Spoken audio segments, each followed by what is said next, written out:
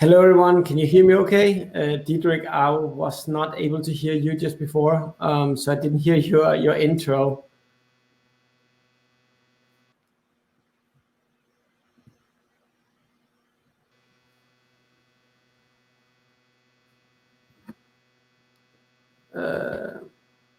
Just to the audience out there, maybe you could give me a little bit of pointer here if you can hear me, or how is that?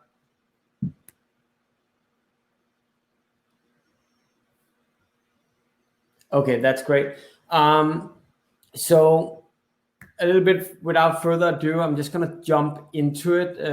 I hope. I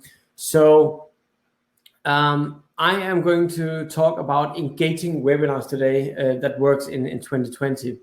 And just to give you a little bit of a introduction of the agenda points that I'm going through today. First and foremost, I'm going to talk about how to get started with webinars.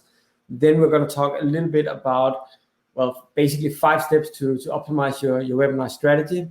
Then hopefully we'll have time to also talk about how to create online events that generate leads and how to create more engaging webinar formats. And in the end, we'll have questions, etc. I hope that's good with everyone, basically. So my name is Christoffer. I've been working with webinars and video marketing for the last 7 to 10 years, and I'm basically a digital nerd alongside a lot of other things, obviously. I live in Vejle, originally from Copenhagen, but really happy to be with you today. So that was a few fun notes about me. Just to set the scene, I just want to talk quickly about webinars overall. What we see and in terms of technology today is that basically it doesn't create, you don't need a fancy TV studio necessarily, at least, to create an engaging experience and great engaging content. Good content nowadays don't really have to cost an arm and a leg. And that's kind of the movement that we're seeing today, basically. What you do need, however, is good planning, good creative ideas, and a lot of other things. And some of those we're going to touch base upon basically today.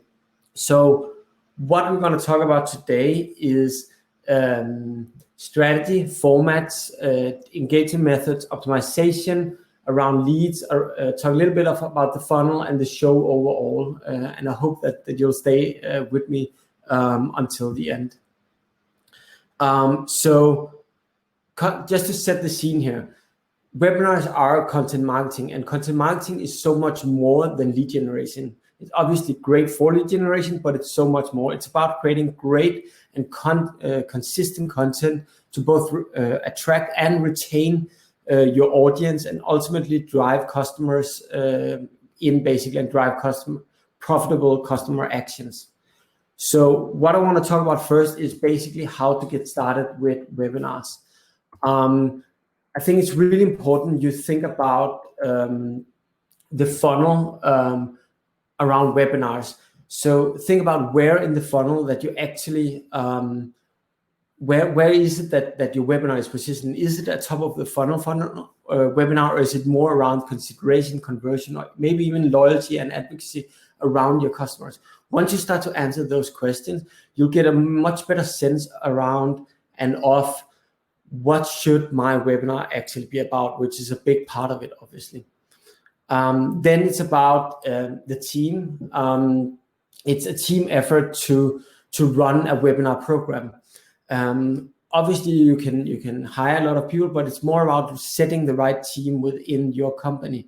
We in 23 are recently hired a dedicated program manager to kind of coordinate our efforts with the rest of the organization, but with the goal of having every single team actually in 23 run webinars for everything from lead generation to lower in the funnel, so to speak, customer webinars, partner webinars, product webinars, and beyond that.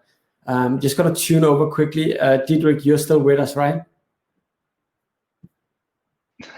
Yeah, you should be able to hear me now, right? That's great. That's great. Okay, super. I'm just going to continue on my presentation here, but I just want to make sure that everything was okay, basically. So it takes a team to run a webinar, and it's really a team effort. It's really important, but it's also really important that you set the team and you figure out who have the different roles. Who's the host?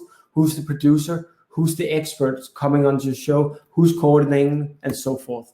From there, it's about planning, and it's about having a long-term plan to kind of get ahead of the curve. Constantly 2, 3, 4 webinars ahead of your current webinar. We at TwentyThree try to be at that kind of level, so that at every webinar we can actually present not just what's coming up next, but also the following episodes, and really try to make every webinar a program, part of a program, not just a single episode or kind of an ad hoc webinar. So we really focus a lot on theming our webinars to create this overarching theme, and really helps to brand your efforts, basically. Then it's about managing your speaker pipelines, figuring out who is going on our webinar. And to get into that, it's about creating, for us at least, creating a full database of companies, of influencers, of experts, who is actually supposed to be on your webinar. We try to have like a database always of 400 or 500 people that we would like to hear from on our shows, so that we are constantly ahead of the curve in terms of reaching out, finding the right speakers. Then from there, it's about planning your actual program. When is it going to go live? Do you have a specific day? Like we have webinar Wednesdays, for example. What are the formats? Who's the owner? Who's the speaker? Who's going to draft your page, create the visuals, create the landing page, campaigns, and so forth? All these questions you need to kind of have mapped out and answered beforehand, ideally. I'm not going to go through the entire checklist. It's simply going to take too long, but we have a checklist that we're going to make sure that it's also sent to you following up on this program after this webinar. And it basically answers, everything that you need to think about before, during, and after your webinar, and after your show, basically. So hopefully you can use this, print it out, and utilize it after our webinar today, if you feel inspired to do so. Just quickly, as I talked about before, webinars are not just about lead generation. It's about so much more. But when it comes to lead generation, webinars is for sure one of the most and best ways to generate quality leads, according to most marketing and sales leaders. I think it's really important to also, when it comes to webinars, that it's really important that you remember to define your goals and your measurements of success before you get started.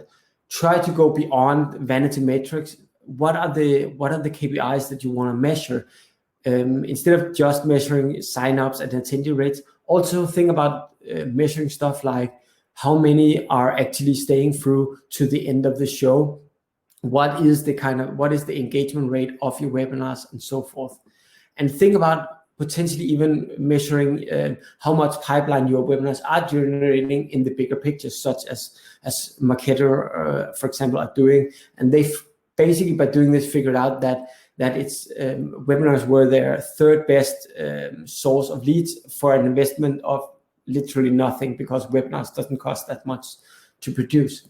Finally, it's about knowing your audience and looking at your audience once you've done a few webinars in particular.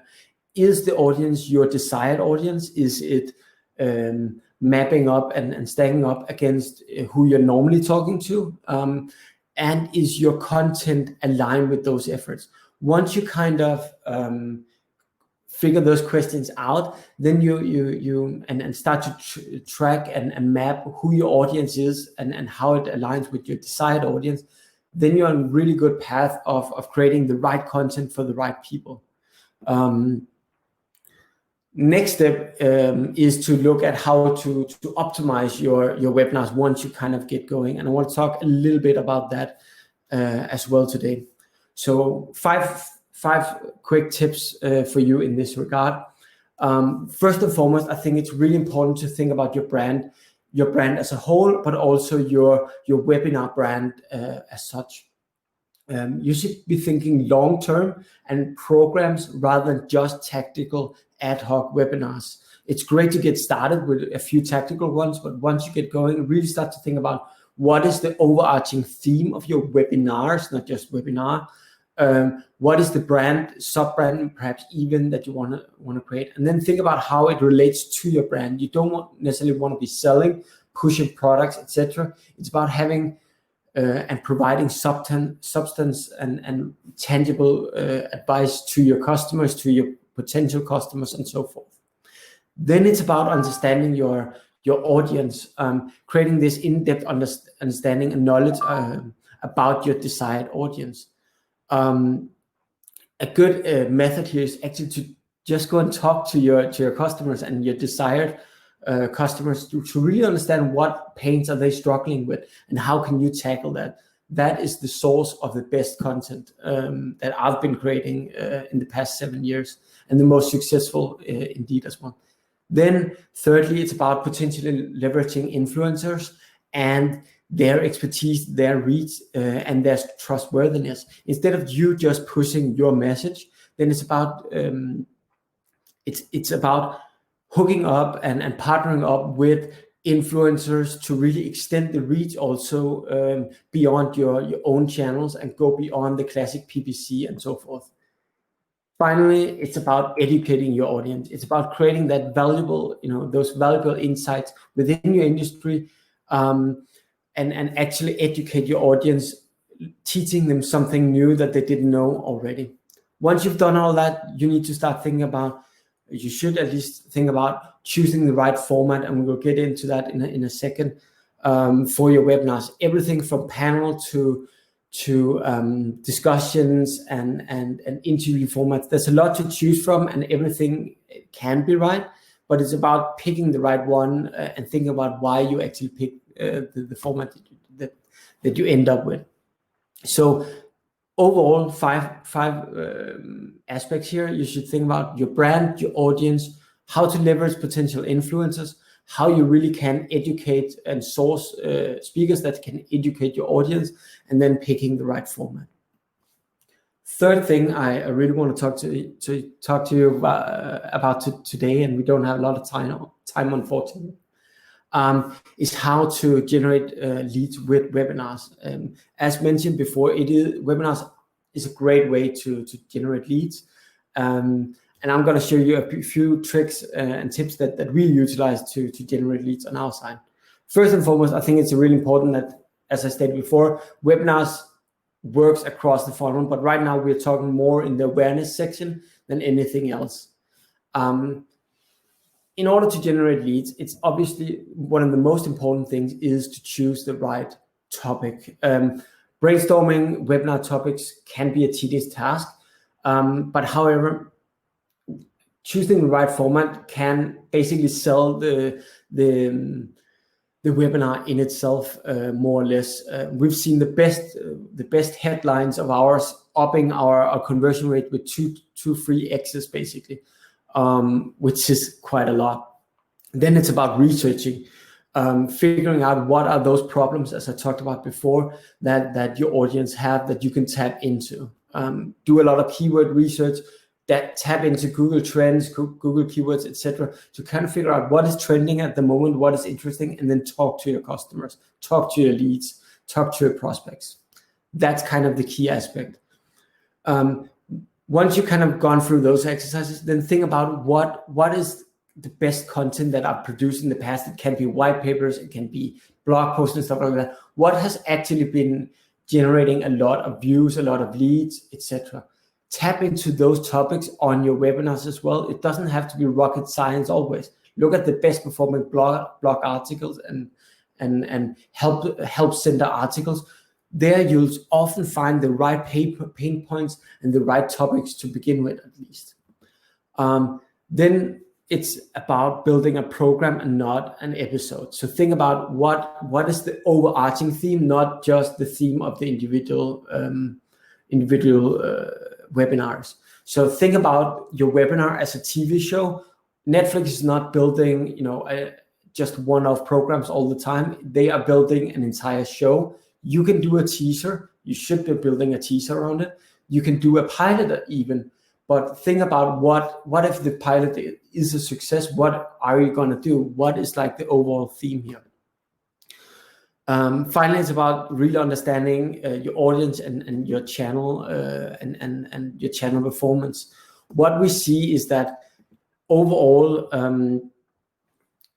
the best performing channel is by far emails. It's people who you might already be nurturing in your email base. They know you, etc. The conversion rate is 5-6 times higher on that side.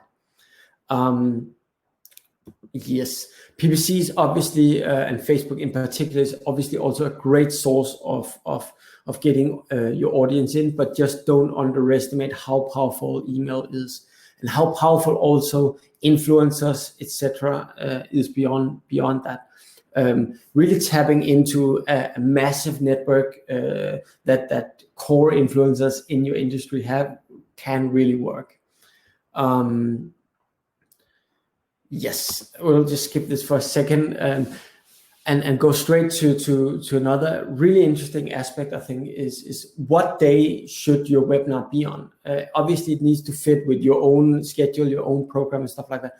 But what we see, and interesting enough, is that very few webinars are actually hosted on Fridays, on Mondays, but it is on these days that we see the highest conversion point and the highest attendance rate.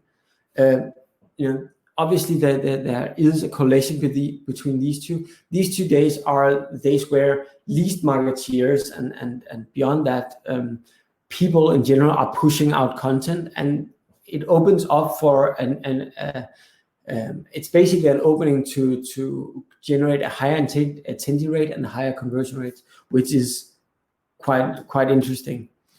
Finally, it's about promoting your upcoming webinar. There's a ton of ways, and we're going to share the slides afterwards, so we will also have time to go through the final part here of the presentation.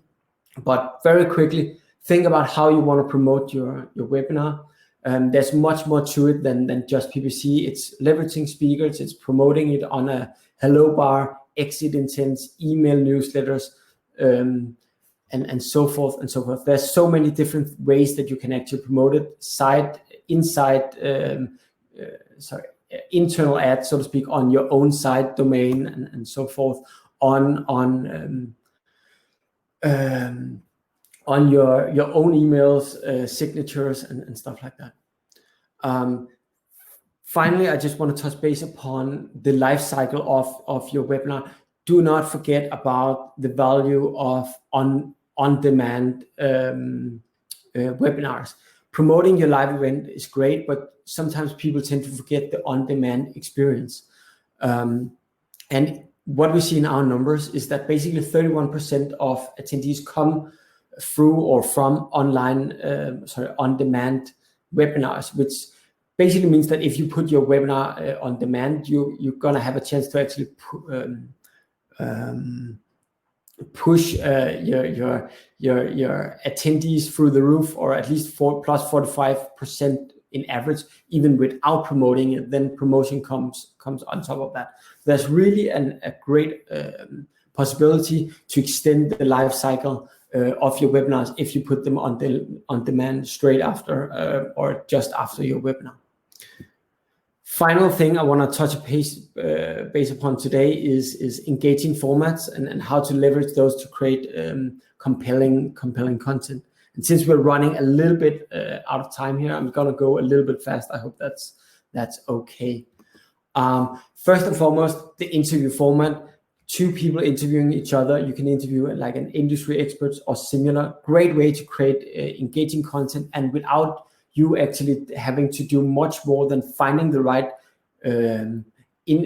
people to interview and actually prepping them with the right questions. And there you have a great webinar already. Then there's the Ask Me Anything kind of style webinar, where you basically open up to customers or leads and everything in between to ask questions live during the show. It's much more engaging than the classic just having a slide, basically.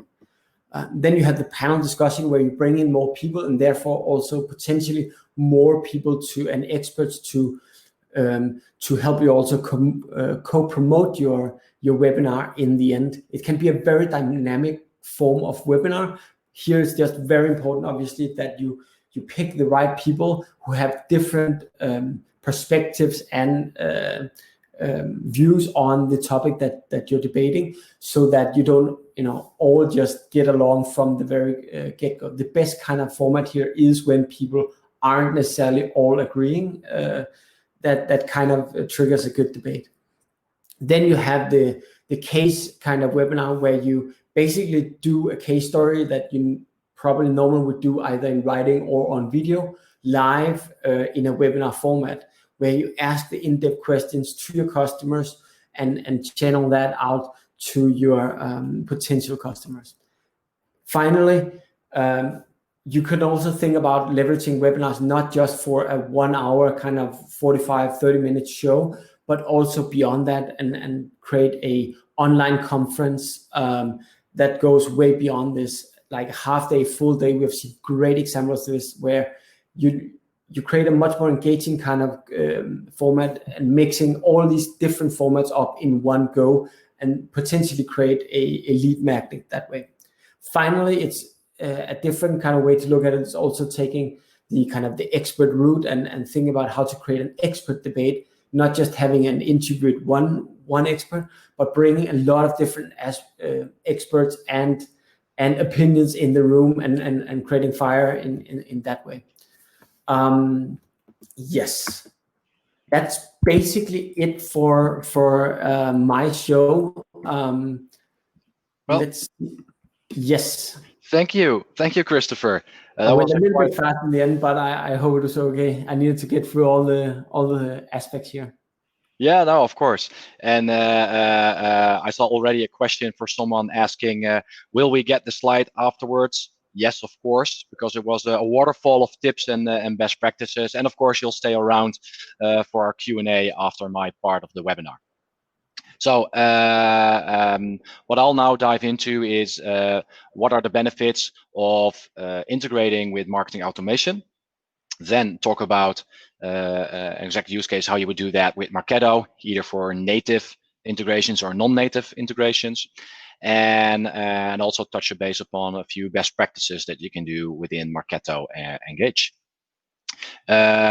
Already noticed quite a few customers. For those of you that don't know us, Chapman, an agency that focuses mostly around marketing automation with Marketo Engage and all the technologies that complement it. And if you want to know more about that, just hit our website. Let's give you some context first. First part is we want to make sure that our customers, they expect us to be relevant, right? This is a story that have been heard for the last 10 years, right? We want to send the right message at the right time to the right person. It's about being relevant. People expect that nowadays. However, in order to be relevant, we need to be able to understand people. And this is where marketing automation comes into play, combining that with all the channels and methods that we have, like webinars, right? And fortunately, most of this technology becomes readily available more and more at a lower price point sometimes. And it helps us to understand those buyers and audiences and engage with them in a meaningful and automated fashion. So with that context, let's dive into the first topic, and that's obviously why would you then integrate with marketing automation? Well, here are 10 points. So the first one, obviously, is the automated invitation. With the automated invitation, you can, of course, use your database to invite people to join that webinar right from your marketing automation platform. You can do this in two fashions. The obvious one is a blast kind of way, where you would just select an audience and send your invite to. This is kind of an outdated concept.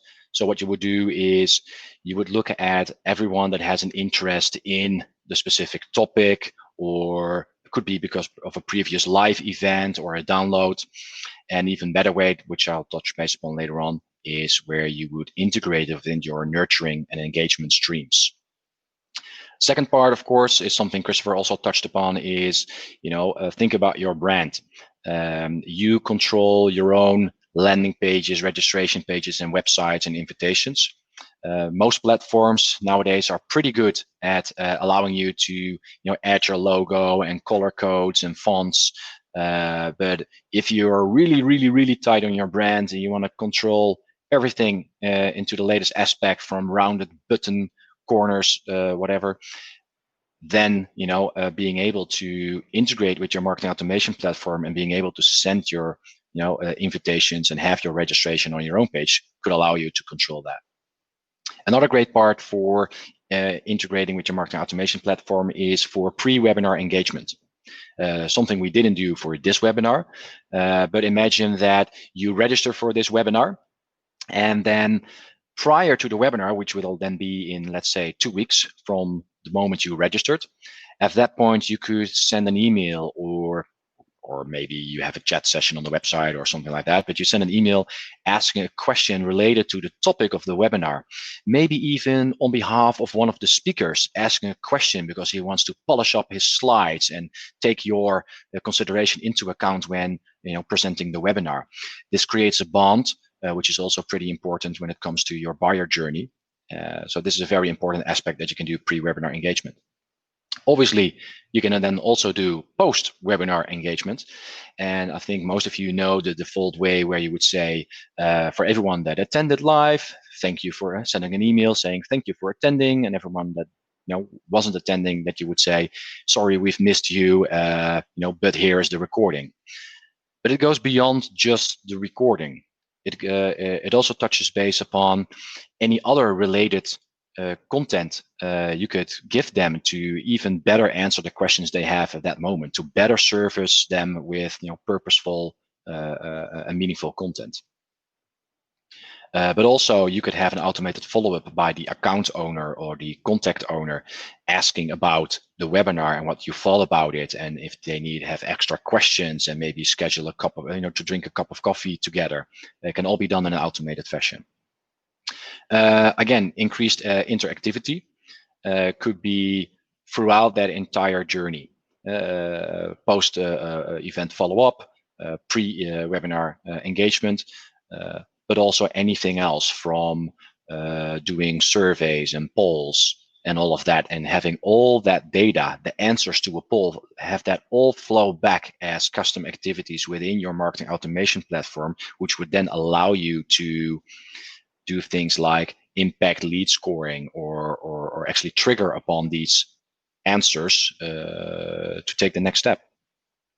And what's also very important, if you measure the rate of engagement with a webinar and you integrate that with your marketing automation, you will be able to see how much percentage did people watch, how many seconds, where did they leave the webinar, and that rate of engagement should then be automatically synced to your marketing automation platform. And you can use that, for instance, to impact lead scoring.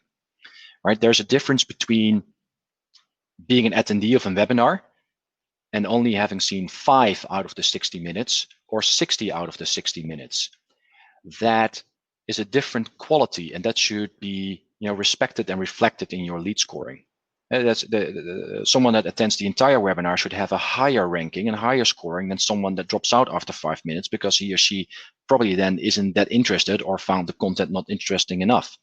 And that way, you can also impact things like interest scoring, where you would say, well, the same applies to a blog post that I recently did, is if you do lead scoring and you only give 1 point for every page that someone viewed, a page view is not the same as a page view. If you have a web page that has, 3 pages long with text and you spend 2 minutes, 3 minutes reading it, that has a different weight to it than someone that visited that page only a mere second, right? You want to make sure that with either a script for that or for webinar and marketing automation that's integrated already automatically, that you improve your interest and your lead scoring.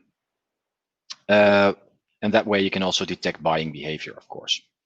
And in the end, all of this wraps up together, because by doing that, by listening to all of these signals on how they engage pre, during, and post your webinar, you're able to better understand your audience, and that way you can become relevant to them, and that helps them eventually, hopefully, buy your products and services. So that are the main reasons for integrating with your marketing automation platform. There are more reasons, but let's keep it at these 10. What I'm now going into is the second part of 3 parts that I want to address, and that is how do we integrate, in this case, with Marketo. I've seen that most of you that are attending are using Marketo, and I'm going to show you a few steps how to do this yourself. You need administration rights to be able to do this. You need to be knowing what you're doing. However, it is not that difficult. So there's a difference between native integrations, semi-native integrations, and custom integrations. Let me first address that. A full native integration is nothing more than you define a user role, and then you add your password and username of your webinar platform, and well, ta-da, you're integrated. Yes, that sounds pretty easy, and it actually is that easy. The second one, semi-native, is where you do need to create a role. You do create a custom role for it. Perhaps you add some custom activities to it. You then exchange credentials, and the data is integrated, let's say, natively. However, you cannot connect a Marketo program directly to a specific webinar. So you cannot select the event provider in Marketo. And then a custom integration is where there is no integration, which was the reason where you would actually have to look at APIs and start creating code and integrations to have both platforms talk to each other. I would always, in this case, there are so many platforms that integrate natively or semi-natively that if you're using a platform that doesn't natively or semi-natively integrates with any of the big marketing automation platforms out there, you're very likely not using a proper webinar platform. So a native integration, first step, as you can see, I used the older interface. We're still anxiously waiting, not for Sky to be released, but actually a new version of Sky to be released, which is completely in line with the Adobe platform look and feel. That's why it's taking longer than expected. And that's why I'm still using the old Marketo interface in my screenshots here. So first of all, in administration, you go to users and roles, and the first step you do is you create a role, an access API role, which you can see on the image on the left. You need to select a couple of items in the list where you provide access to. In this case, you want to have access to custom activities or the custom objects and the lead and company object in a read-write rights. That's the only thing that you need.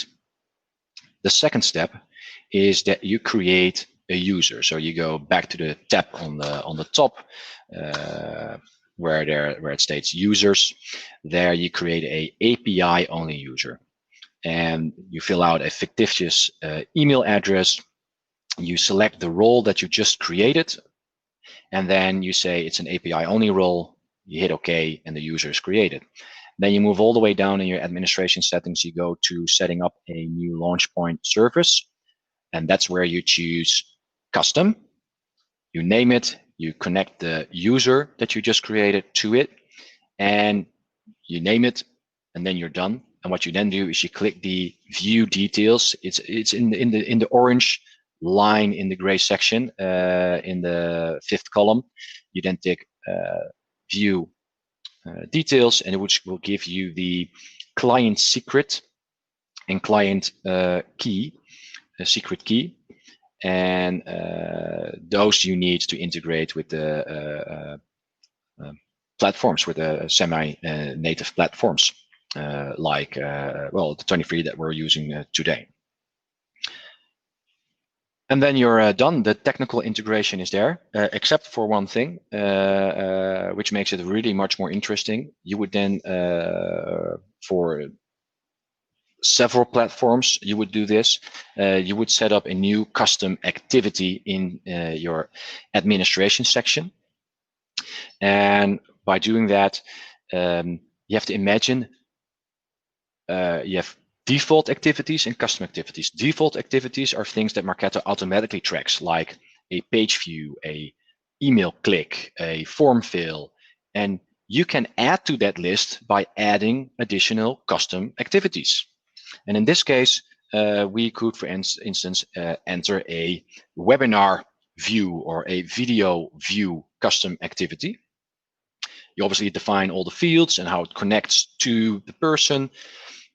And what happens then is the platform pushes that data in, and it will then allow you to filter or trigger on this new activity, where you can say, give me everyone that had a video view, or actually trigger on has a video view right now, where video tag contains, or where video name contains, or where he viewed over a certain amount of seconds, etc. And you can use all of that for your marketing efforts.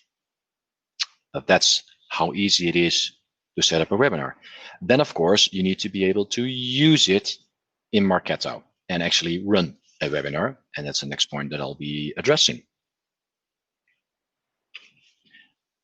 So, first of all, what we always preach is that you create example programs.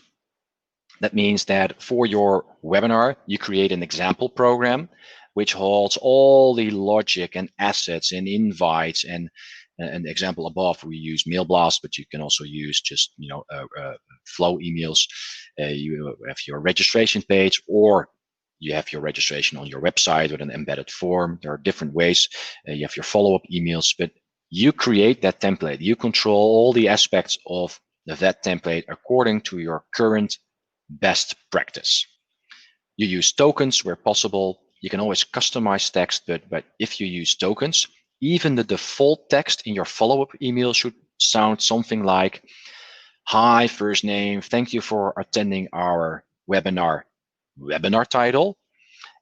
Please find the recording below, etc. That means that if you do not customize it, it could work out of the box without you having to touch that email. The title, the date, and everything you set up in tokens. That means that when you want to do your webinar, you simply clone the example program, change a few tokens, activate it, and you'll be live. Well, yeah, maybe I'm exaggerating here, in minutes. The same goes if you have a proper webinar platform. You simply clone the previous webinar or your example webinar on the webinar platform, change the title, change the date, and you're done. Because you want to put the effort into the content of the webinar, not the technology. So make sure that your architecture is done properly. And of course, use different examples for different processes. So you could have a webinar with approval process where you want to approve every registrant. So they're first waitlisted and then you approve them. Or you have one which is completely open, like this one. Anyone can register and they're allowed to join. Or maybe, which is an interesting concept, which I've done in the past quite often, which is the partner webinar. What you then do is, this also works for technology vendors or software vendors, but it could work for different markets, where you can expand your own database by co-hosting webinars. And let me dive into that. For instance, you're a security software vendor, and you have 10 different implementation partners. And what you're going to do is you have your main speaker, and you're going to ask 8 different or 10 different implementation partners to co-present a webinar. And what they're going to do is they're going to invite their database to register for that webinar. And what happens with that is you get to know those names. And that way you can expand your own database through your partners. Because nowadays, I mean, in Europe, you cannot buy email addresses or anything. You need to, do something for it. But if you do these webinars, you also want to make sure that you have a template which is already, uses email templates that can be co-branded, where there's an additional spot where you can have the partner logo, etc. And make sure you have that example as well. That greatly reduces your time to go live. And there's an example of how you can set up certain tokens. You can have tokens for logic and the date and so on. One tip, that I want to give you is a lot of people tend to forget. If you let me check if I can get my mouse on this screen. Here you see the registration URL of a webinar. If you look closely, this one doesn't start with HTTPS. There's a reason for that, because if I have an email and it has a token in there, then Marketo doesn't actually understand that it's a link, because it's a text token. That would mean that you wouldn't be able to see or trigger on the click. Whilst if you do in the email itself, behind the button, you have HTTPS / and then the token, Marketo would recognize it's a URL. You would say, why don't they fix this? Well, if you think about it, technically this is expected behavior, but make sure that you don't put the full URL in a token. You can do that for an image, but if it's for links, never put a full URL in a token, because then you're going to miss out on certain data aspects. Good. Let me give you some additional extra best practices. Why batch and blast, right? A very cool feature is adding your webinars, and especially when you have programs like Christoffer described, where you have like several episodes of a program, why not include the invite into your engagement streams? I'm not sure if every one of you already uses engagement streams. It's in Marketo. Well, traditionally you have drip nurture. Drip nurture is send email, wait, send email, wait, send email. And if someone is already halfway through that logic, if you would then change something in the order of the content, that wouldn't work. And so if you have a canvas and you draw all the lines and someone is already, halfway down, you cannot change anything without destroying it. The engagement engine that Marketo has allows you just to, reorder stuff without breaking things. The cool feature is you just take the physical event, you drag it to a stream, you release it, and at that point, you select an availability, because you want to make sure that the availability is only to a certain date, because maybe the webinar has a certain date until it's valid, because otherwise the information might be outdated. Could be because you're splitting the on-demand versus the live version. If you do that, you definitely want to make sure that you don't ask people to register after the webinar has already taken place. If you have a webinar type program that incorporates both the live and on-demand version at the same time, you don't need to set the availability. And that's a cool feature. What happens if you have communication limits, and for instance, you send out the next item, the next piece of content once a week, instead of sending a white paper that week, it would send the invitation for a webinar. And that way, you kind of completely incorporate webinars into your entire engagement. So you shouldn't do that only for webinars. You can do that with much more, with your customer feedback, surveys, and everything. So think about that. Second one, obviously, how to send follow-up emails on brand. I guess for most of you that use Marketo, this is pretty an open door. If the program changes to attended or no show, and they haven't received the follow-up yet, in the flow, you make sure that they get the proper follow-up email. So there's no rocket science there. What is interesting actually is interest scoring. So if you have your interest scoring programs where this is a screenshot of ours. So then for those of you that are already engaging with us, this is our showcase environment. In this case, if you have an interest in events or event and webinars, we can track that in a certain way. So in this case, if you sign up for a webinar, or if you, in this case, example, are a live attendee of a webinar on the topic of webcast, webinars, events, conferences, and so on, we know there is an interest you have in a service around events and webinars. And so for every proposition, I hope you do interest scoring. And that way you can detect, interest of people in real time, and especially webinars, and how much you viewed of it. It could all take part in that discussion. So it's a quarter to 2, or actually it's a few minutes past that. So increase relevance by better understanding your audience, by integrating your webinar platform with your marketing automation platform. And that way you can be relevant. Use templates, example programs, tokens, and so on to increase productivity and reduce the time to go live. I got some additional great resources for you. Last year during our Martens Fanatic Forums in Utrecht, I provided a presentation on innovative workflows and integrations for events, in this case offline events, but you can also implement that for online events, and how all things kind of collaborate together technology-wise in your Martech stack to get things going. You get these slides, so you can download this resource later on. The same is a few weeks, well, actually last year, I've been asked, but a few weeks ago, it was sent live. Together with a few Marketo champions, I was asked to do a Marketo success series. And I co-produced together with another champion a resource around event best practices. It's a pretty long post, but it has all kinds of best practices on, in this case, offline events, which you can also use for online events. So that's an interesting read, especially if you join this webinar. That brings us to our Q&A session.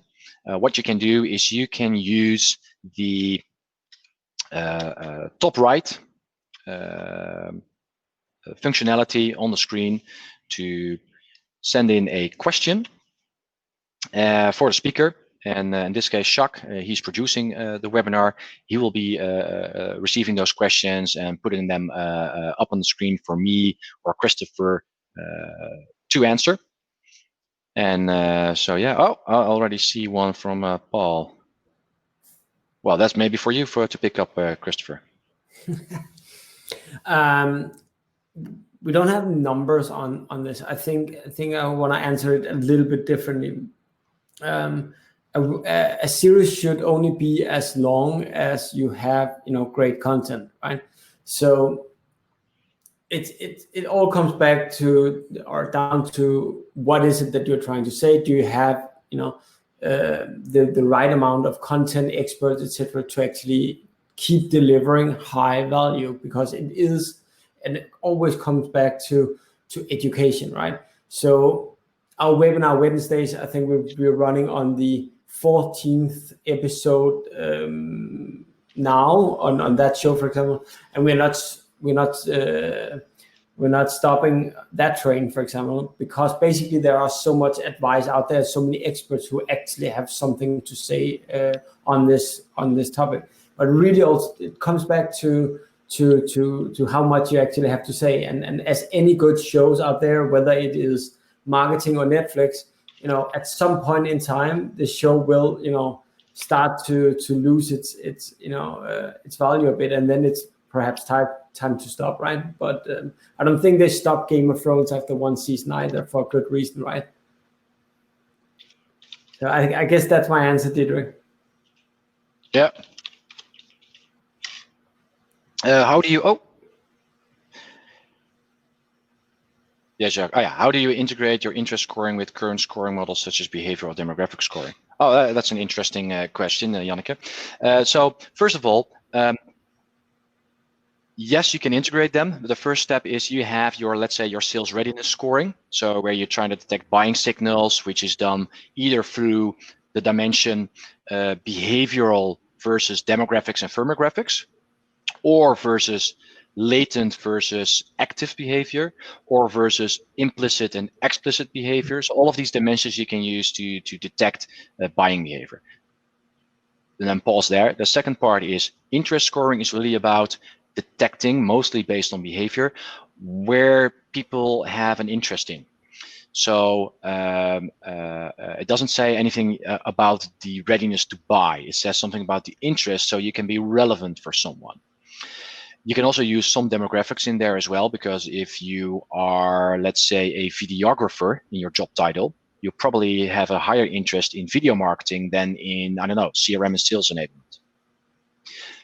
That being said, someone with a high interest in something, you can also use that in your sales readiness scoring. So what we have in our own sales readiness scoring, in our lead scoring, is that if you have a sudden increase in interest score of a certain topic, that also gives you an X amount of points for your sales readiness scoring. And that's how they kind of come together. I hope that kind of that answers your question a little bit.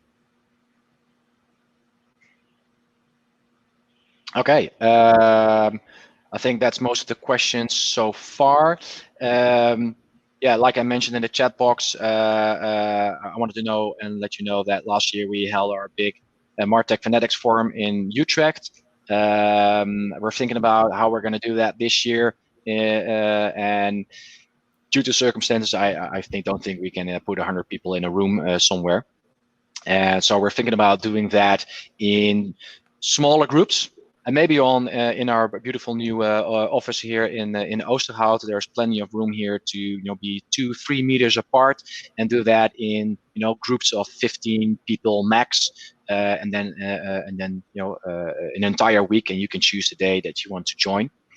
So stay tuned for that. We also recorded a behind the scenes today.